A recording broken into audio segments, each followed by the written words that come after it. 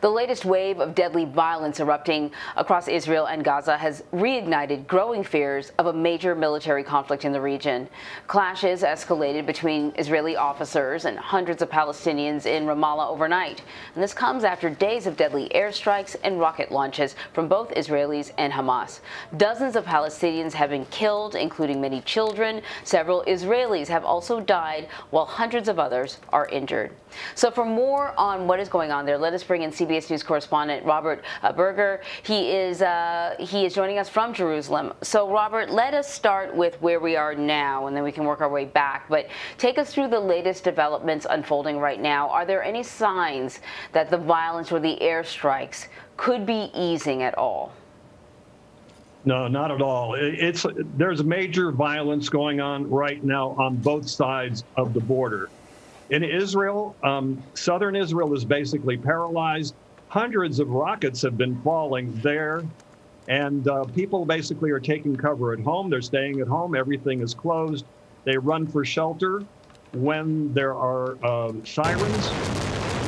And then on the other side of the border, Israel is heavily pounding Gaza with airstrikes. According to the military, they're targeting Hamas commanders, Islamic Jihad commanders, toppling high-rise apartments. We know of at least 3 or 4 of those that have been toppled, the homes of militants. There's a heavy damage there on the Palestinian side in Gaza. You know, Robert, I was listening to my colleague, Tony DeCopel, who has young children living in Israel right now, describing what it's been like for them, but also describing what it is presumably like for the Palestinian children who, as we've seen the images, have had buildings destroyed. I even saw one image of a multi-story building that came down after a rocket attack in Gaza. But this fighting has been going on between the Israelis and Hamas militants for quite some time. Can you explain to our viewers what exactly started this latest wave of violence? It all began at the Mosque of Al-Aqsa, the third holiest place in Islam, known to Jews as the Temple Mount, on Friday, when suddenly these big riots broke out. And as soon as I heard that, I said, uh-oh, we're in big trouble, because that is the focal point of the conflict. That's where the second Palestinian uprising started in 2000. It's a flashpoint. So once that started, and then it went on all weekend, and then Hamas on Monday gave Israel an ultimatum: pull back or we're going to attack.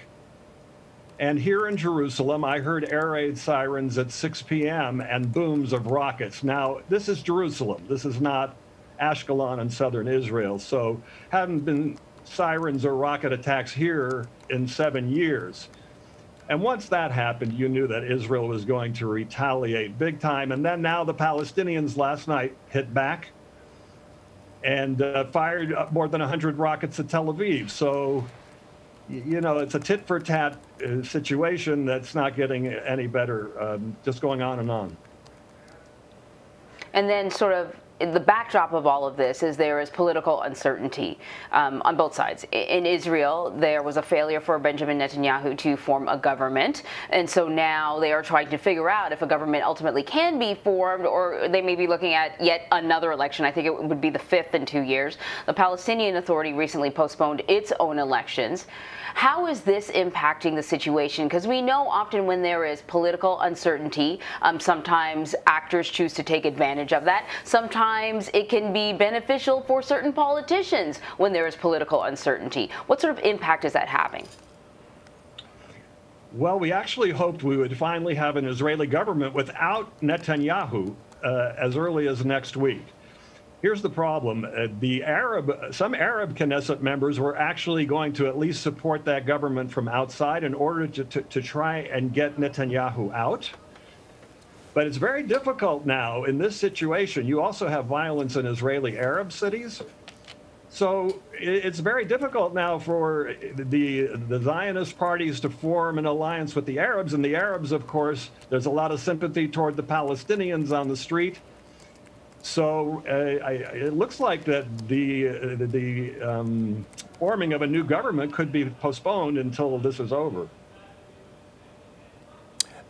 So, Robert, let me ask you, how is President Biden's Middle East policy when it comes to Israel and the Palestinians being viewed there on the ground, both in Tel Aviv and in Jerusalem, and also in Ramallah?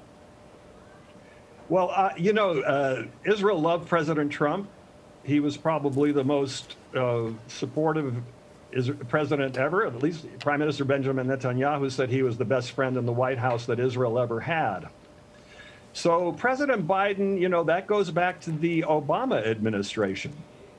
And the relations between Israel and the Obama administration were not very good. Of course, the Biden administration supports the two-state solution. Israel is very lukewarm toward that, especially with what's going on now.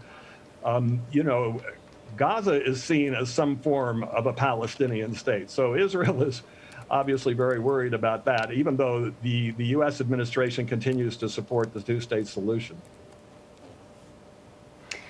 And the Biden administration has it seemed like its intention initially anyways, was to put the situation in Israel sort of on the back burner. I don't know if that's going to be a possibility now. How is this latest explosion of violence? How will it impact U.S. relations, especially as President Biden tries to have the U.S. rejoin the Iran nuclear deal? It's not going to help. Basically, they've come out with a statement, a balanced statement, saying that Israel has the right to defend itself, which is what you would expect if Israel's being hit by hundreds of rockets. But they also balanced it, saying that Palestinians have the right to live in peace and safety. So a balanced approach right there. But look, the more pictures come out of heavy casualties in Gaza and mass destruction, I think we're going to see maybe growing pressure from the Biden administration for Israel to ease off. So Israel also sees that there's kind of a diplomatic window right now to pound Hamas, but eventually the diplomatic pressure is going to build. All right, Robert Berger, thank you so much. Thank you.